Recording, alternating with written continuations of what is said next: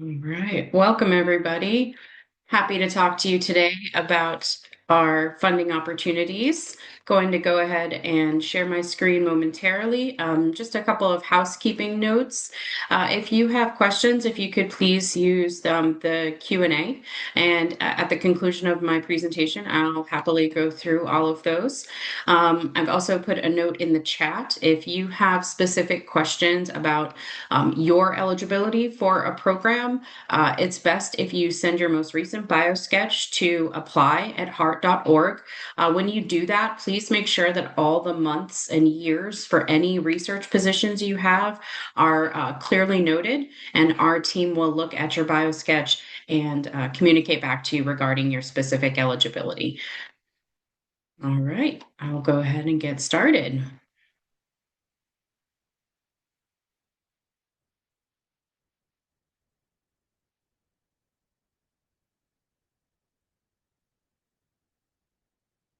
Just 1 second. 1 second. Okay, thank you, everyone. Our objectives today are to learn about Open Heart Association funding opportunities, including eligibility and applicant instructions. I'm going to talk about the direction and priorities of our research programs and share some ways to engage with the association to enhance your research career.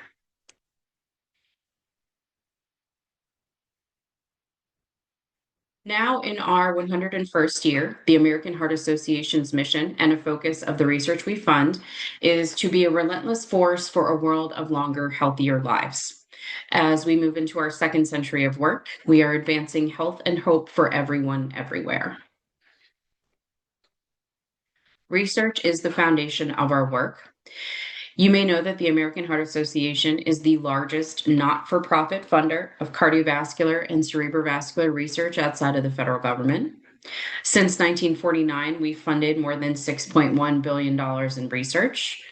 The association currently supports an average of 2,200 active awards, reflecting nearly $600 million in research commitments.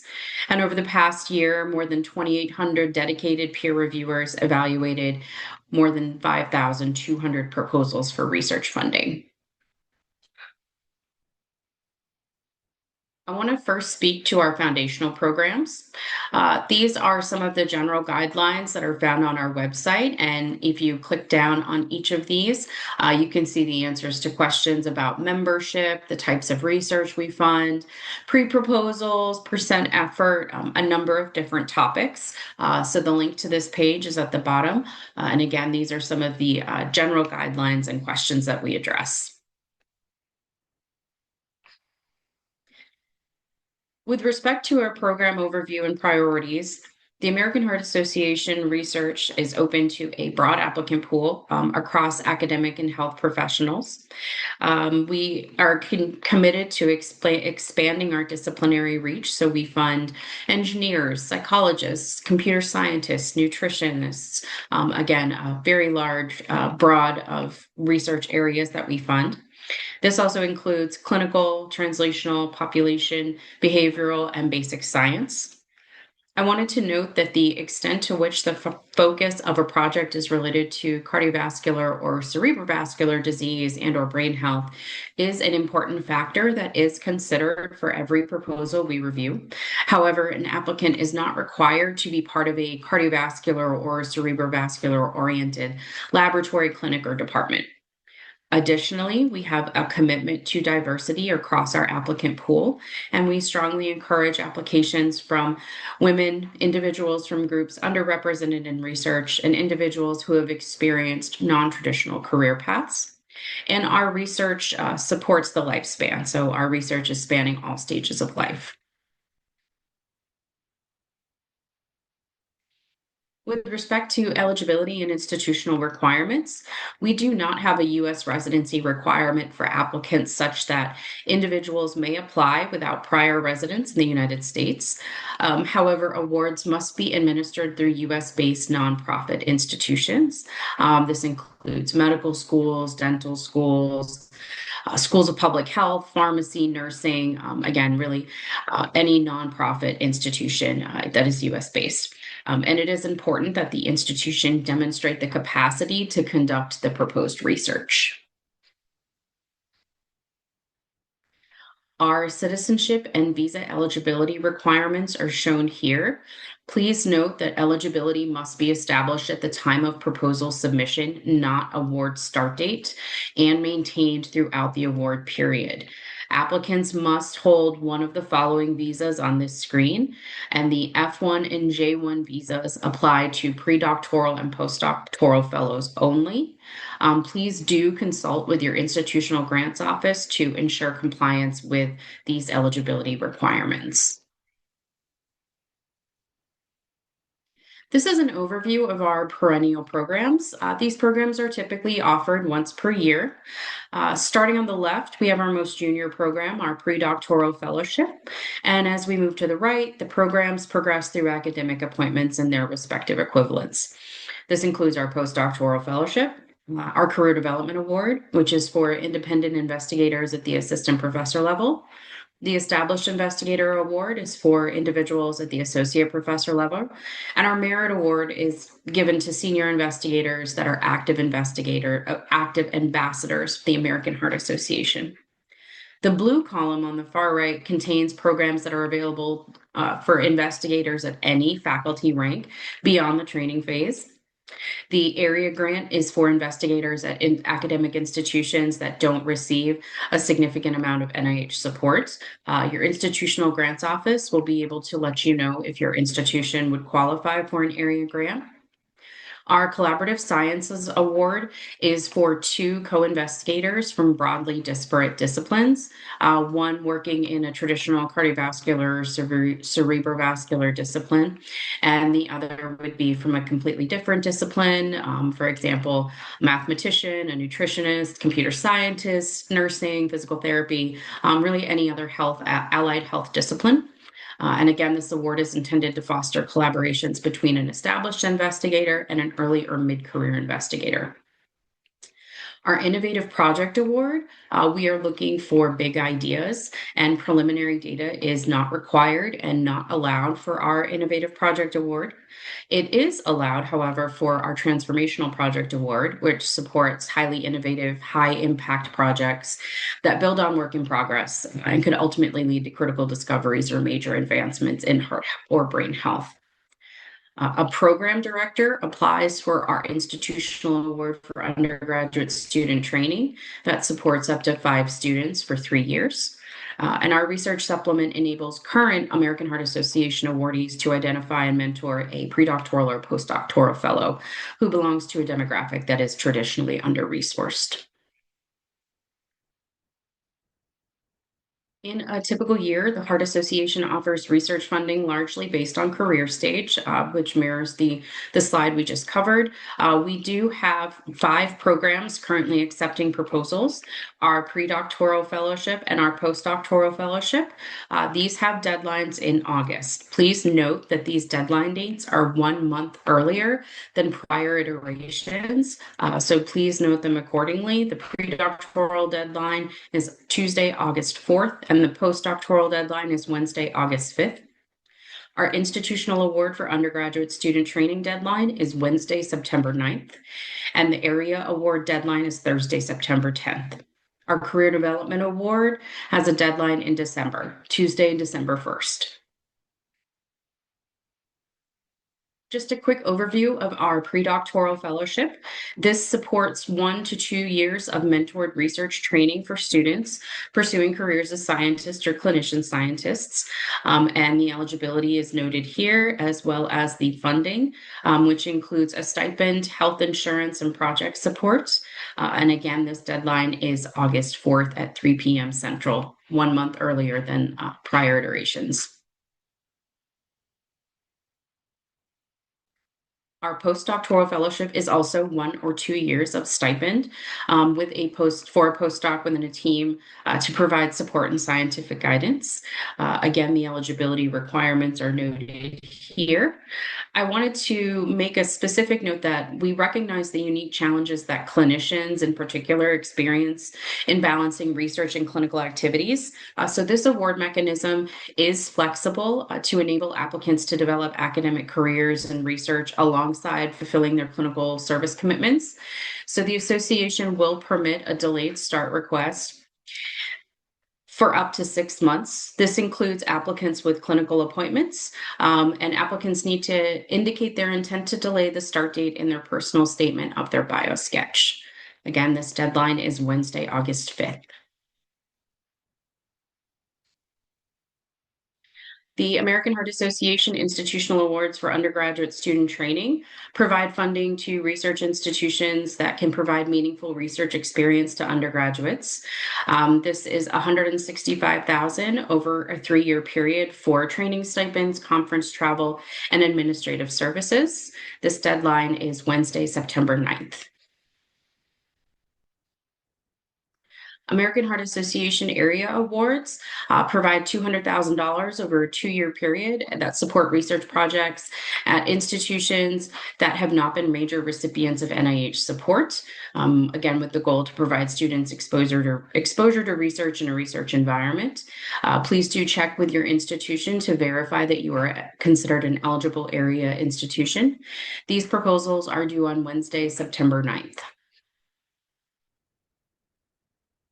The Career Development Award is for assistant professors. This offers career development funding for individuals in their first years of their research. Individuals receive $231,000 over a 3-year period. This includes salary, fringe benefits, and project costs. The deadline for the Career Development Award is Tuesday, December 1st. We have another upcoming webinar on Thursday, July 30th. We also record these webinars, so they will be available on the website. And we encourage you to view previous webinars and attend our future ones as well. With respect to our focused research and some specific programmatic initiatives, since 2014, the Heart Association has been funding strategically focused research networks. A network is comprised of 3 to 6 multidisciplinary teams. Each team works on multiple projects that are focused on an area key to our mission. The teams within a network collaborate through regular communication and meetings.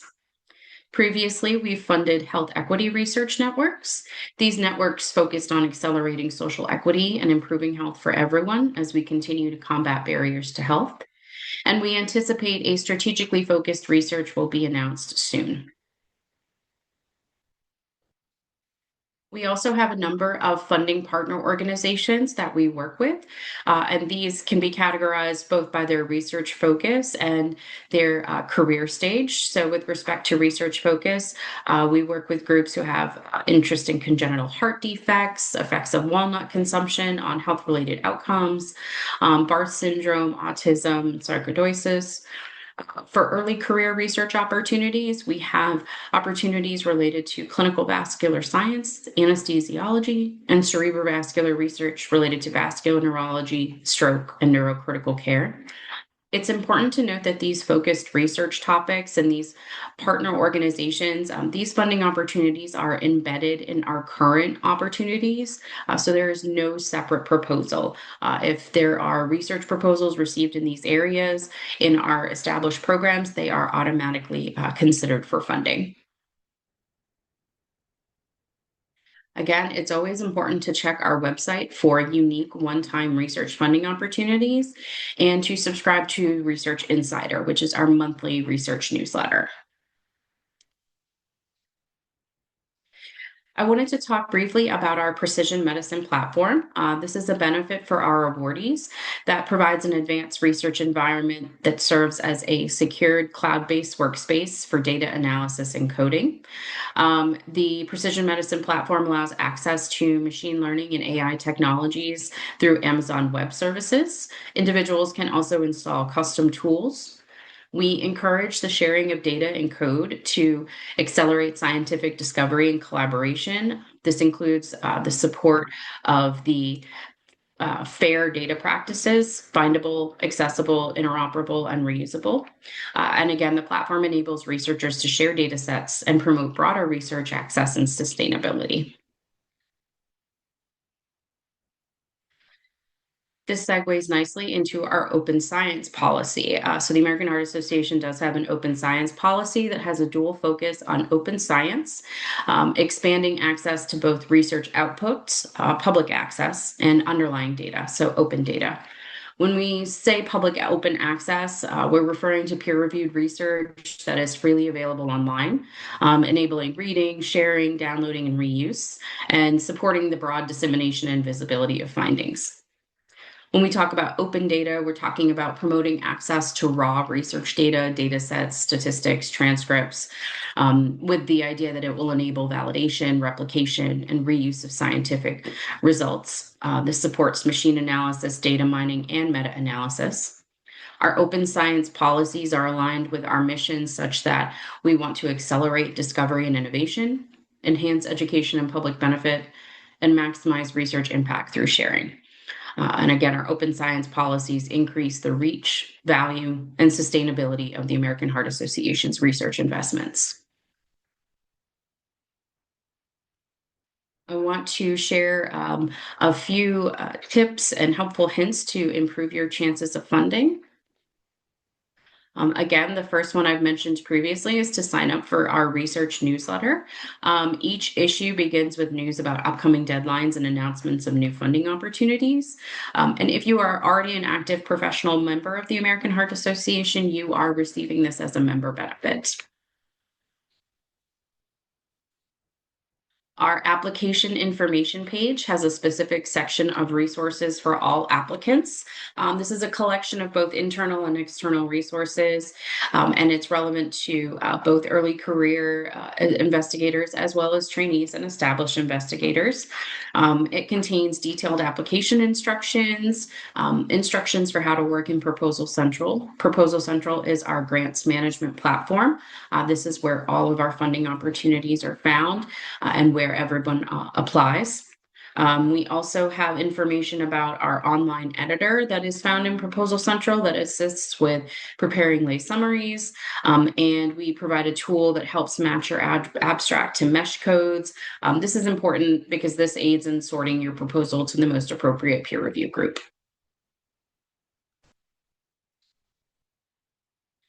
I also wanted to note that the American Heart Association's peer review committees do include lay stakeholders. These are patient representatives, advocates who do not have science background. They do participate in the evaluation of proposals, so it's very important to take time when you write your lay summary in Proposal Central. Again, there is a tool that will assist with insurance compliance and ensuring that the lay summary is at a 12th grade reading level. And it's important to note that you will not be able to submit your proposal without this lay summary and meeting this reading level. We have a few special requirements related to our biosketches. We do ask that all applicants speak to data sharing. We ask that all applicants, with the exception of fellows, speak to how they contribute to a safe and inclusive work environment. We also require details regarding training on gender-based harassment for mentors.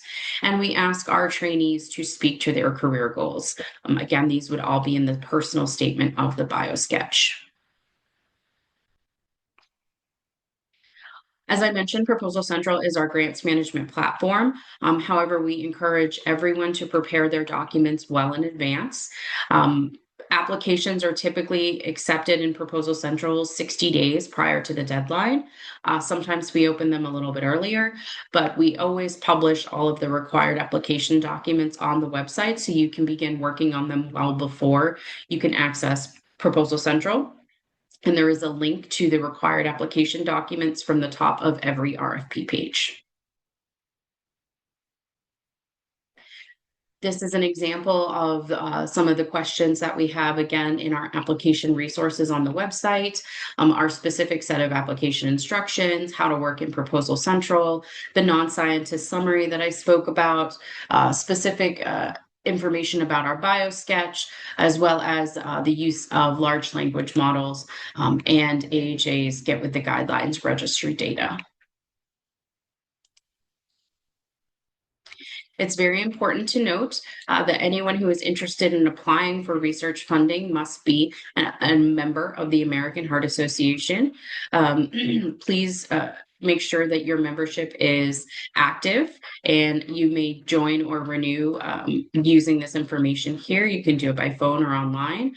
Please do not wait until the deadline date to activate your membership, as it won't be visible. It won't be linked in Proposal Central. So again, please make sure that your membership is active. Any membership tier is acceptable, and membership is required to submit any pre-proposal or full proposal to the American Heart Association.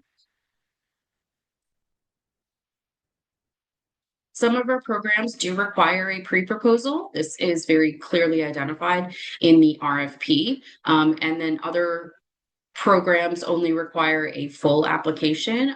Again, please make sure you read the respective RFP that you are interested in closely. We also have a dedicated applications team, apply@heart.org. Again, please send all of your questions to that inbox, and we typically are able to respond the same day. We have a funded research interactive portal, which allows individuals to view data on investigators, institutions, awards, and publications funded by the American Heart Association since 2001. There are a number of different scenarios for portal usage. So you could look up a scientist to see if they've been funded by the Heart Association since 2001. And if they were funded, review their project topic and expertise. You can also search by a specific topic to find examples of our funded research and review the related publications. You could also enter a project summary or publication abstract to determine if the association has funded similar research and locate those investigators who have similar expertise. A quick note about our peer review process. The American Heart Association uses the same score scale as the National Institutes of Health. This is 1 through 9. We encourage our peer reviewers to review each grant, assuming that it will start at a 5 in the middle. A 5 is a good score. This corresponds to a medium impact proposal and is considered average. And then as they evaluate their proposal, adjust their score up or down based on the strengths and weaknesses. We are always looking for volunteer experts to assist us in our peer review process. We have been receiving record-breaking numbers of applications, so we are always encouraging individuals to sign up for peer review. This is a quick overview of our meeting process. Most of our meetings are virtual. They are held in a Zoom meeting. We work in Proposal Central, and we have a chair and vice chair of every peer review committee.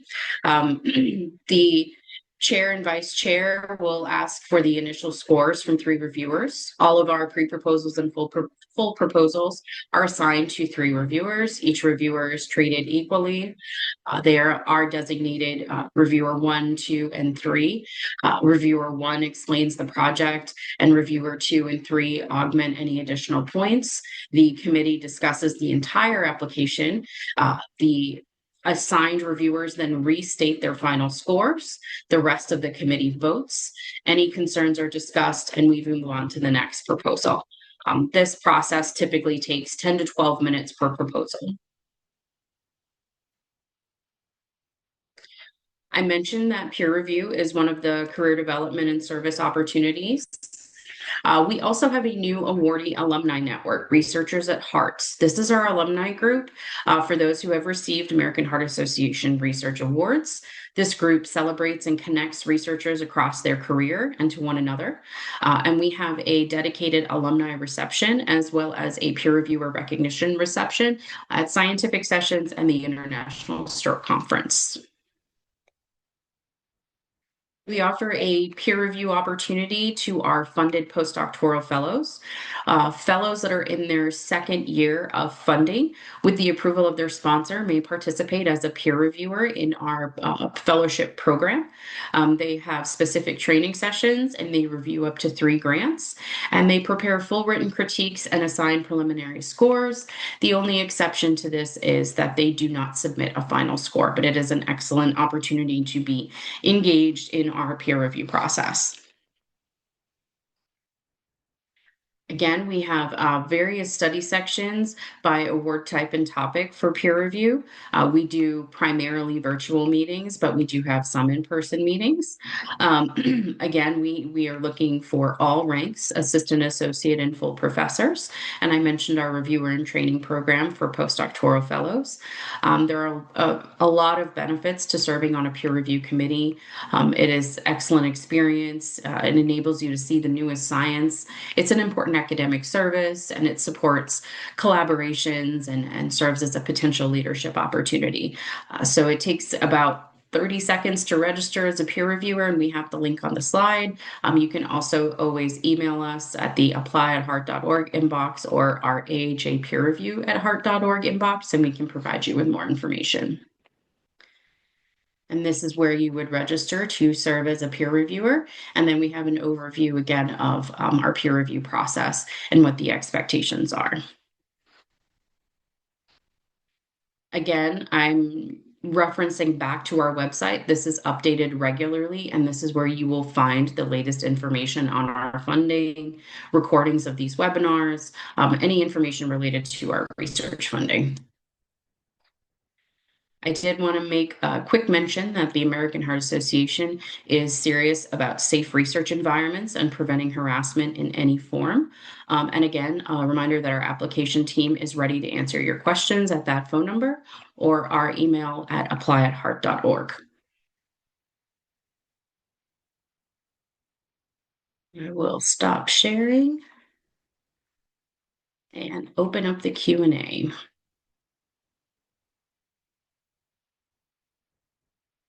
Okay, the first question I am seeing is about the NIH BioSketch and Scholastic Performance. You are correct in that the Scholastic Performance is no longer required. We do follow the guidance from the NIH, so please do look on our website. We have very specific information, but you are correct in that Scholastic Performance is no longer required. See, we had 2 questions about that. We had a question about, does the American Heart Association accept foreign subcontracts? Occasionally, yes. So we do, we only fund US-based institutions. If certain projects have subcontracts to international investigators or international work, those would need to be sorted out by the US-based institution. We do not pay any funds outside of that awarded US-based institution. I can put a link. We can put a link in. I see a question about the precision medicine platform. Again, we have information about that on the website, and we will put that in to answer that question. We do not have examples of good proposals. Again, I would encourage you to use our Research Interactive portal. If you are looking about a topic, a funded investigator, related publications, that would be the best place to look for information on research that we have funded. How do you decide funding duration? So funding duration, it depends on the program. Again, for example, our fellowship programs can be 1 or 2 years. These are designated by the applicant at the time of proposal submission. So this should be discussed with your research team. Funding duration is not dictated by the American Heart Association outside of what is published in the RFP. Individuals are required to select that when they apply. There is a question about bioinformatics or systems biology. Again, I would encourage you to look at the Funding Interactive, the research portal. Again, we fund research that is related to our mission. So if it is a bioinformatics or systems biology approach to supporting a world of longer, healthier lives, then that would be something that we would be interested in funding.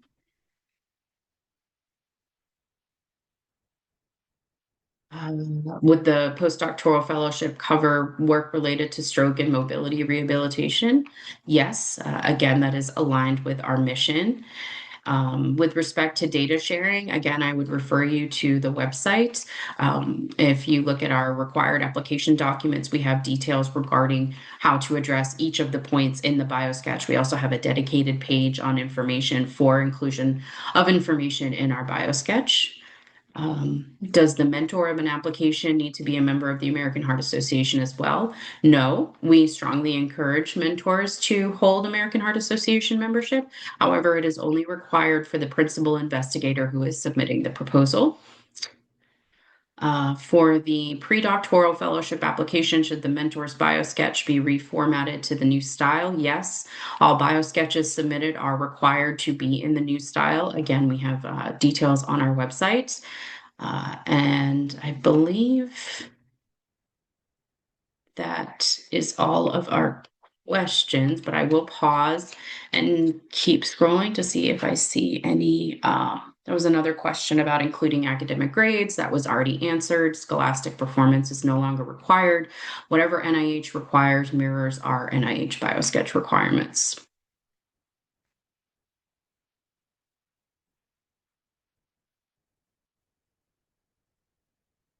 How are proposals scored that pertain to partner organizations? So they are reviewed in the regular application pool. They do not have a separate peer review committee. They do not have a separate peer review criteria. They are considered against all of the other applications.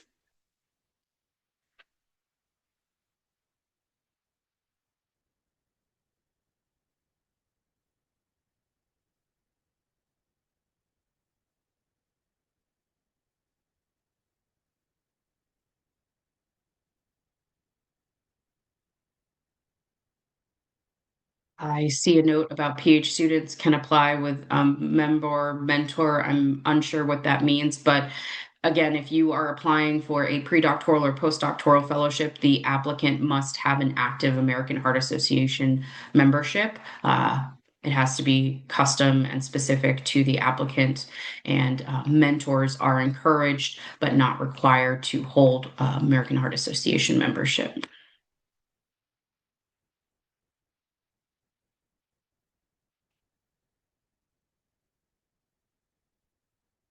If you are applying for the pre-doctoral fellowship and you have coursework remaining, I would encourage you to send your biosketch to apply at heart.org. Depending on the amount of time that you have to commit, you may or may not be eligible for the fellowship at this time.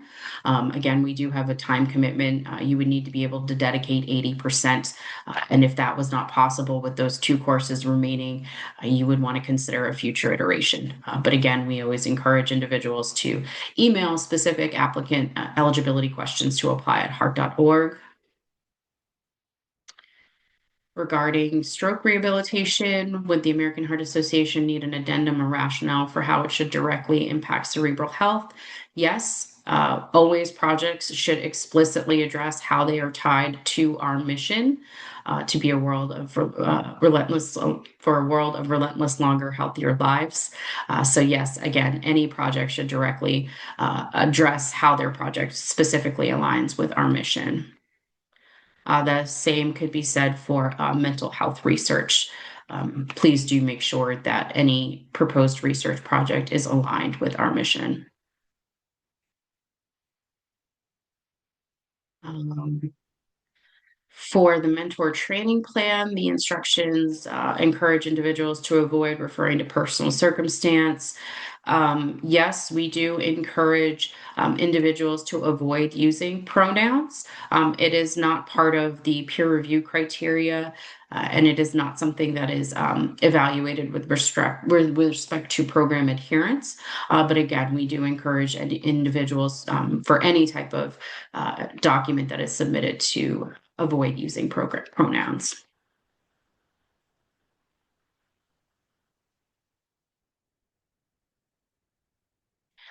With respect to page limits, again, please visit the website. There is a specific page that details all of the required application documents for each program and lists the specific page limits, the number of pages for each one. And the page limits are based on the uploaded PDF.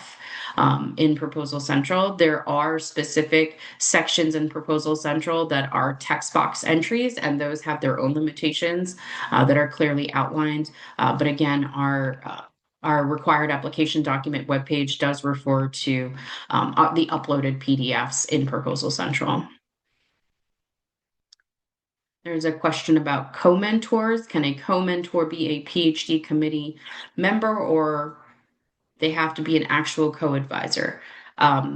They can be a PhD committee member. Again, we would encourage you to work with your mentor and your research team to determine the appropriate group that you will be working with, but it is not required that, again, they be a member or of your PhD committee or any committee that's as long as they can serve in the role as a co-mentor.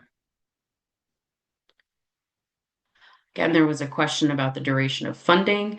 The duration of funding for all of our programs is clearly outlined in the RFP. And then if it is an award like a fellowship that offers 1 year or 2 year of funding, the applicant must determine at the time of proposal submission if they are requesting 1 year or 2 years of funding, and they should work with their mentor to determine the appropriate duration. For the mentor training plan, there is another question about pronouns. Either is acceptable, neutral pronouns, or referring to them by their name. That either is acceptable to include.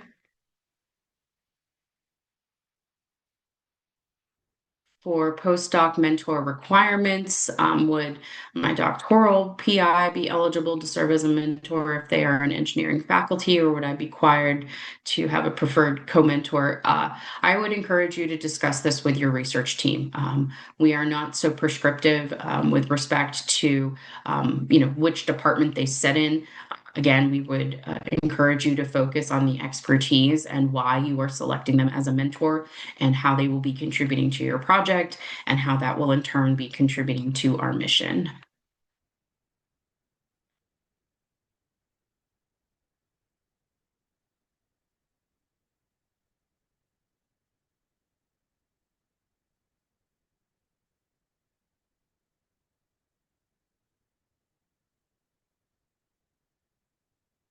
I'm still keeping an eye on any of the chats.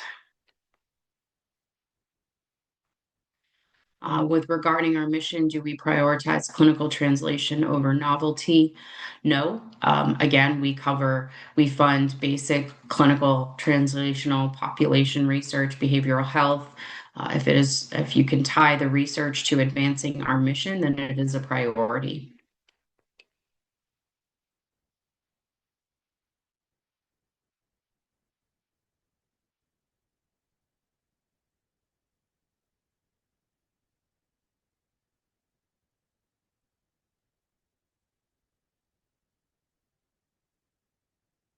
We'll give it another minute or so in case there are individuals who would like to put more questions into the Q&A.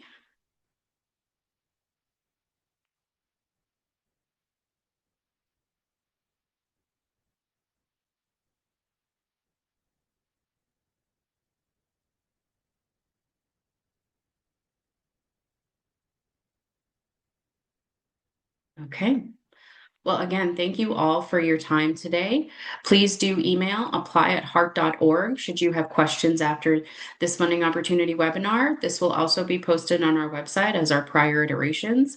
And our next funding opportunity will be our next funding opportunity webinar will be July 30th. So thank you, everyone.